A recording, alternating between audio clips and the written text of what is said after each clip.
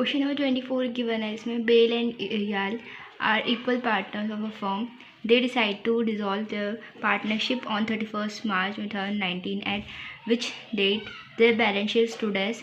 And liability side में capital दे रखा है पहले बेल और येल का 50,000 40,000, फिर जनरल रिजर्व है 8,000 का, फिर लोन बाय बेल है 3,000 का, क्रेडिटर है 14,000.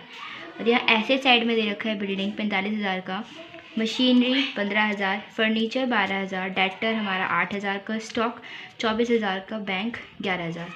दोनों साइड टोटल कर दिया 1,15,000 1,15,000, क्योंकि बैलेंस शीट है तो दोनों साइड इक्वल आएगा.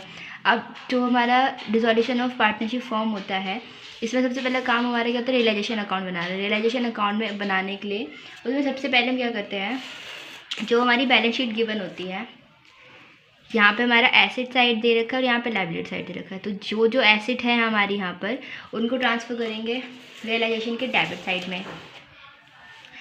ये वाला हमारा साइड है रियलाइजेशन अकाउंट बनता है, तो रियलाइजेशन का जो ये वाला साइड यहाँ आ जाएगा और ये वाले जितने भी अमाउंट होंगे यहाँ पे आ जाएगा. तो रियलाइजेशन अकाउंट ऐसे बनता है. तो यहाँ पे सबसे पहले हम रियलाइजेशन अकाउंट में हमारा डेबिट साइड आ जाएगा क्या, जो भी हमारी बिल्डिंग पहले हमारे जो फिक्स एसेट्स हैं वो सारे आ जाएंगे. फिक्स एसेट और यहाँ पे बैंक को छोड़ के बाकी जितने भी हमारे पास एसेट दे रखे होंगे वो सब हम ट्रांसफ़र कर देंगे रियलाइजेशन अकाउंट में. तो बिल्डिंग दे रखा है 45,000 का, बिल्डिंग की एंट्री कर दी 45,000. उसके बाद मशीनरी दे रखी है 15,000 का, फिर मशीनरी की भी एंट्री कर दी 15,000. फिर फर्नीचर दे रखा है 12,000 का, फर्नीचर है 12,000 यहाँ पर ट्रांसफ़र कर दिया. फिर डेटर है 8,000, स्टॉक है 24,000. डेटर 8,000 और स्टॉक 24,000. फिर इस साइड का टोटल करके हम बाहर वाले कॉलम में दिखा देंगे 1,04,000. ये तो हमारे इसकी एसेट साइड की एंट्री हो गई रियलाइजेशन अकाउंट में. सबसे पहला काम तो ये. अब लायबिलिटी साइड को पूरा खाली कर देना है. इसमें जो हमारा बचा गया यहाँ पे हमारा कैपिटल जो दे रखा है इसलिए तो हम पार्टनर्स का कैपिटल अकाउंट बनाएंगे. जनरल रिजर्व भी उनको उसमें डिस्ट्रीब्यूट हो जाएगा. लोन बाय बेल, अब क्योंकि बेल एक पार्टनर है और फर्म डिज़ोल्व हो रही है और लायबिलिटी साइड है तो इसका क्या बनेगा, एक अकाउंट बनेगा अलग से लोन बाय बेल अकाउंट करके. अब यहाँ पे हमारा बचता है क्रेडिटर, वो बच्चा कितने का 14,000 का. तो क्रेडिटर को ट्रांसफ़र कर देना है रियलाइजेशन के क्रेडिट साइड में. तो क्रेडिटर आ जाएगा 14,000. ये हुआ. उसके बाद यहाँ पे अभी हमारे पास यहाँ पे अभी हमने बस इसकी ट्रांसफ़र करी, क्रेडिटर को ट्रांसफ़र किया 14,000 का. उसके बाद अभी हमारे पास बचता है लायबिलिटी साइड में कैपिटल 50 और 40,000 का. तो उसके लिए हम क्या बनाएंगे, पार्टनर्स का कैपिटल अकाउंट बनाएंगे. पार्टनर्स का कैपिटल अकाउंट जिसका फॉर्मेट होता है, तो यहाँ पे पार्टिकुलर में बाय बैलेंस करके बेल और येल के में आ जाएगा 50,000 और 40,000. उसके बाद रिज़र्व था हमारे पास. अब यहाँ पे हमने कैपिटल भी ट्रांसफ़र कर दिया. वहाँ पे बचा जनरल रिजर्व 8,000 का. अब यार क्योंकि इक्वल है इनका रेशियो, प्रॉफिट शेयरिंग रेशियो, तो 8,000 को दो पार्ट में डिस्ट्रीब्यूट करेंगे तो 4,000 4,000. तो ये भी हो जाएगा हमारा बाय रिजर्व 4,000 और 4,000. ये हो गया. उसके बाद लोन बाय बेल दे रखा है यहाँ पे 3,000 का, इसकी भी एंट्री कर देंगे.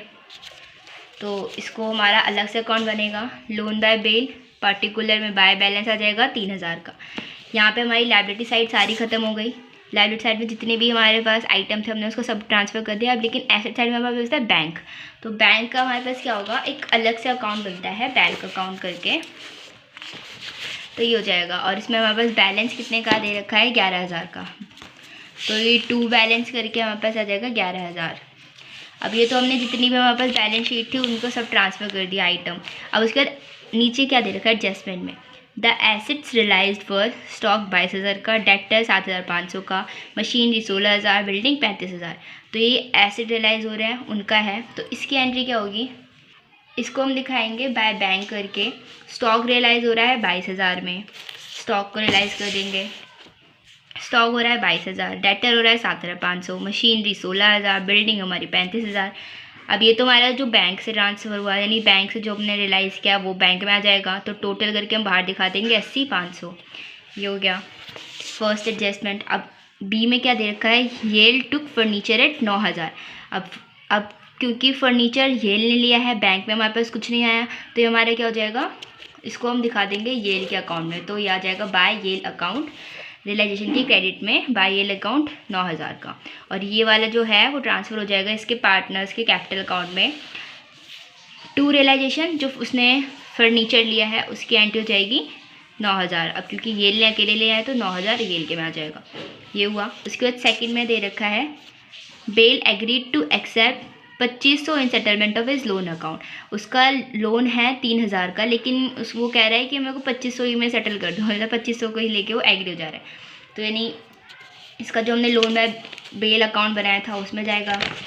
तो ये हो जाएगा हमारा बाय बैंक 2500। अब था तो लेकिन इसका 3000 का बैलेंस, तो यानी हमारे पास गेन हुआ 500 का। तो जो ये गेन हुआ है इसको हम ट्रांसफ़र कर देंगे रियलाइजेशन अकाउंट में।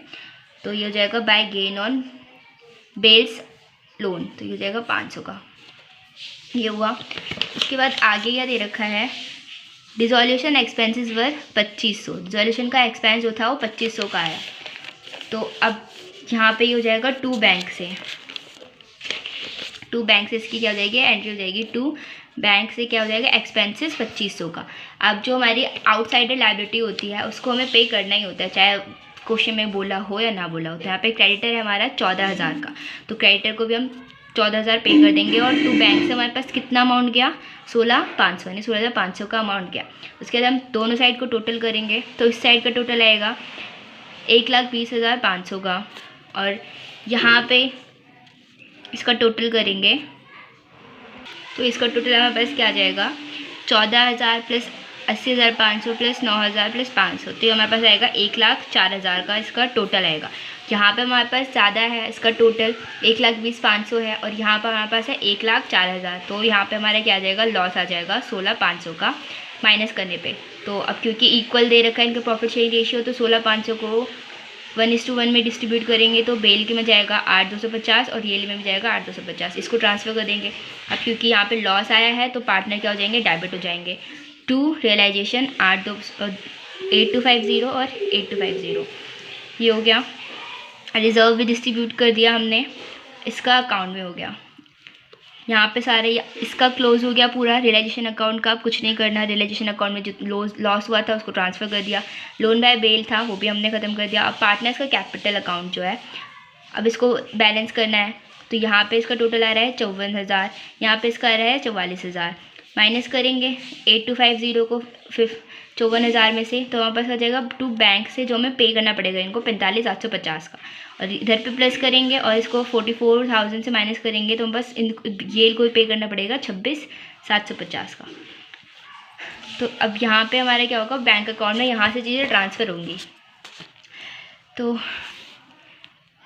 जो लोन का था ये वाला अकाउंट, इसका जो हमने पे किया बेल को 2500 का, वो चला जाएगा पहले। तो बाय लोन जो बेल का था वो 2500 ट्रांसफ़र कर दिया। अब रियलाइजेशन से जो हमारे पास हमने पे किया बैंक से, जो हमारा गया 16,500 का, उसको यहाँ पे ट्रांसफ़र करेंगे बाय रियलाइजेशन का 16,500। उसके बाद अब जो हमने पार्टनर्स को पे करना है वो टू बैंक 45,750 और 26,750। बेल और येल का, बेल का है 45,750, वो यहाँ पे चला जाएगा। फिर येल का है 26,750, ये चला गया। अब जो हमारे पास क्रेडिट करना था बैंक को, यानी बैंक से जो जाएगा वो कर दिया। अब बैंक से हमें मिला कहाँ, तो रियलाइजेशन में हमें बैंक से यहाँ पे सारी बैंक से मिला है तो उसकी एंट्री कर देनी है। बैंक से हमारे यानी 80,500 का मिला है, 80,500 का, और बैंक में हमारे पास पहले से बैलेंस था 11,000 का, तो वो इधर प्लस हो जाएगा। और यानी हमारा दोनों साइड क्या आ रहा है, इक्वल आ रहा है, तो हमारा क्वेश्चन अच्छे से सॉल्व है, यानी पूरा सोल्यूशन जो आया है वो ठीक हुआ है। तो यानी 91,500 है और यहाँ पे भी 91,500 है। हमें बैंक अकाउंट दोनों साइड मैच हो गया, यानी हमारा क्वेश्चन हमने ठीक किया था।